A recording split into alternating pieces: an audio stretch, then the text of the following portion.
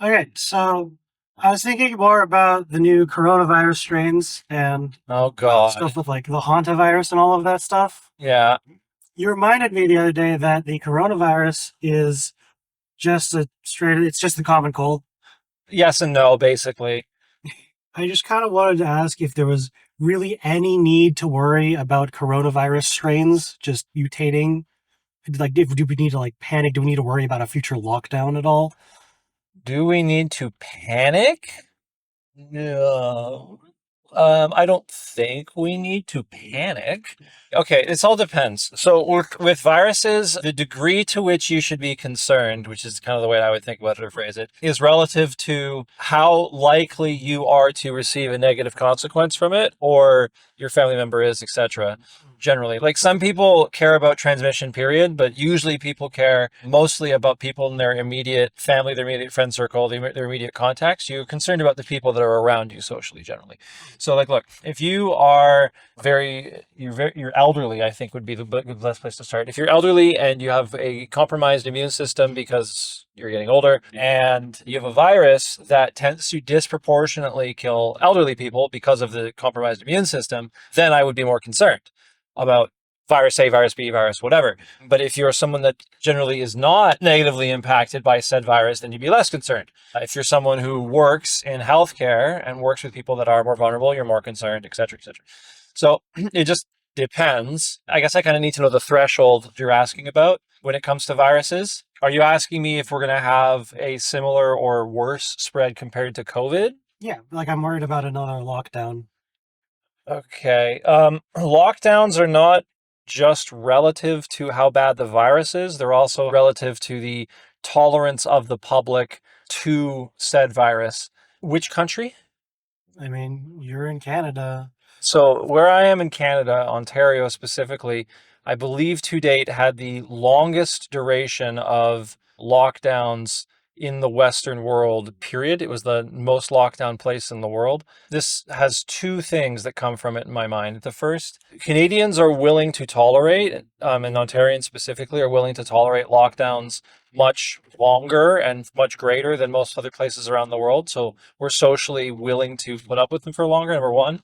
But number two, because ours were so extreme in comparison to the other ones in the world, this isn't speaking to whether or not it was a right or wrong decision or whether or not it was correct, but just comparatively speaking, ours were just longer. And because ours were so much longer than most other places, especially in the Western world, people have very extreme positions on them, and a lot of people really, really, really didn't like them. So where in some places in the world you lost, maybe, half a year worth of schooling.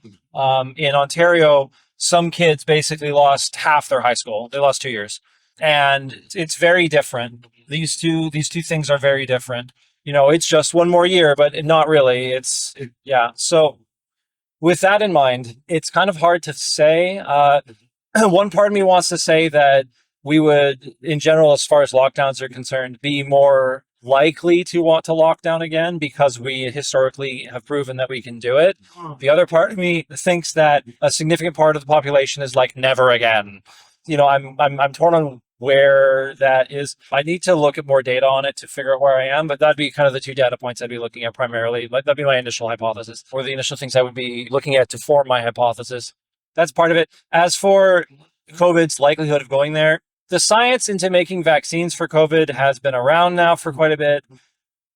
Okay, I have to go into a diatribe here for context. And at some point, I've been talking about this, but for a while. But I wanted to make a sort of review of everything that happened in COVID from our perspective, so that people can get an idea of how this was viewed, the sort of news that came out and everything. And that is going to be a long video because I have to go through history and years and at this date, this thing was happening, etc. And I have a document that shows all of the legal changes every day that one happened with timestamps. And like I have a whole thing on this, but that's not right now. But anyways, so in COVID, the reason why we did lockdowns, like the reason for it that was continually justified, was to slow spread until we could get a vaccine.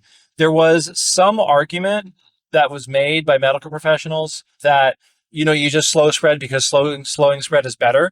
because you don't want to overflow the hospitals, basically, or overfill the hospitals. But it was reasonably expected very early on in the pandemic, and I'm talking like first month or two, as far as I remember, that this thing was going to go to everybody.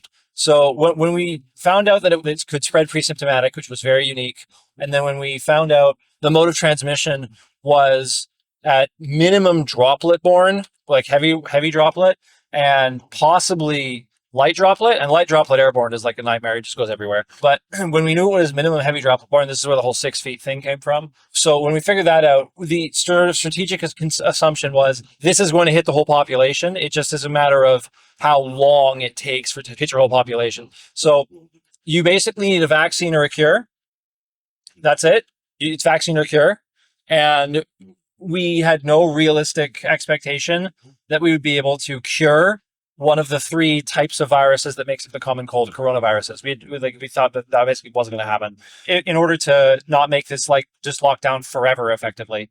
So the point of the lockdowns was to stall it long enough until we got a vaccine so that everyone had a reasonable opportunity to get one. And then if you didn't, your choice would ever open up, let the chips fall where they may.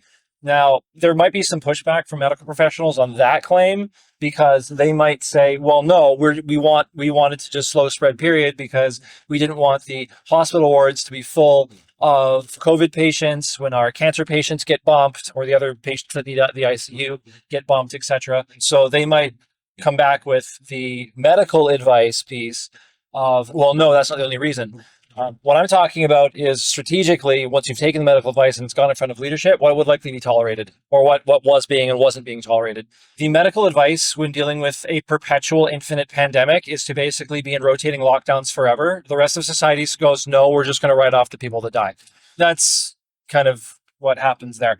So that is all to say, right now we have vaccines.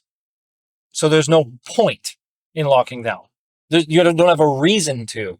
Now, if the vaccines didn't work, or we thought we had to kind of slow it for a second so that we could help science catch up to a new strain, then sure, there could be an argument. But with the speed at which these are being developed now and the sort of supply chain that's been revved up for this, it is, I think, even if we did, it wouldn't need to be for very long. And I don't think that you would need to at all, realistically speaking, for COVID specifically.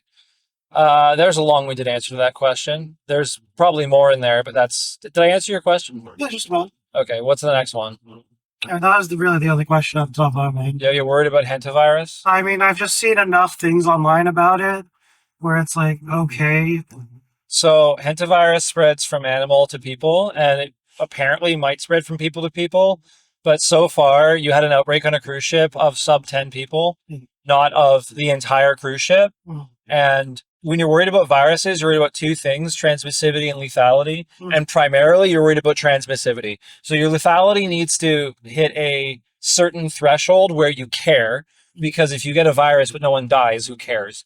Like if people don't get harmed significantly, you don't care. But with transmissivity, what matters is how easily does this thing spread. If you have a virus that, you contracted, it kills you and then it never spreads, you also kind of just don't care because it's not spreading to people. So what public health measure do you really need other than the coroner? COVID spread pre-symptomatic and was heavy droplet borne or potentially airborne, depending on what strain. I forget if we concluded that it was airborne or not. COVID was heavy droplet borne for sure. I don't think that it ended up being airborne effectively. It would have spread faster if it was, but it spread pre-symptomatic, which means that, normally if someone looks icky and you're worried about them giving you nasty, then you go, get away from me. And then you're fine. That's, you adapt to that looks dangerous and then you move away from it. And that's what post-symptomatic transmission looks like. With pre-symptomatic, that sort of social intuition doesn't work and you run into challenges. To my knowledge so far, hantavirus is like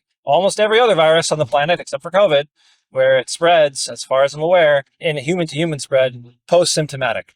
And I have to double check on it too. But as far as I last looked at it, it appeared to be something that had symptoms of like hemorrhagic fever. So like you're bleeding all over the place. So if the person's like randomly bleeding everywhere and looks really sick, don't touch them or don't get near them. Like, okay.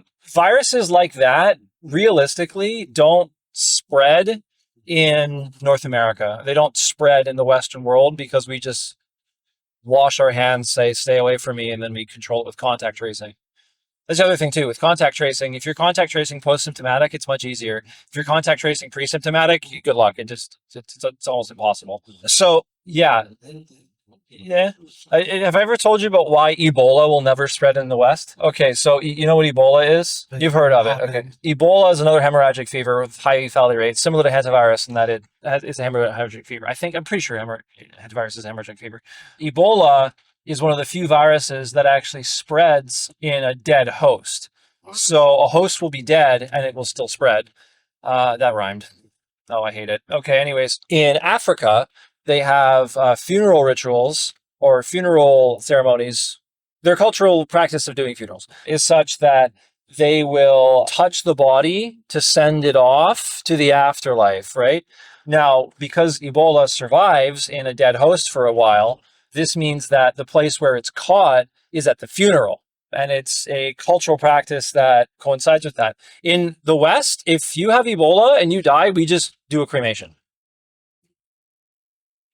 Doesn't spread. This is like fluid to fluid contact with someone who is openly bleeding everywhere. Like it's not something that easily spreads in the West because its transmission pathway is so specific and our social systems have adapted in such a way where we don't have to worry about that. Yeah. So anyways, transmission and finding parking.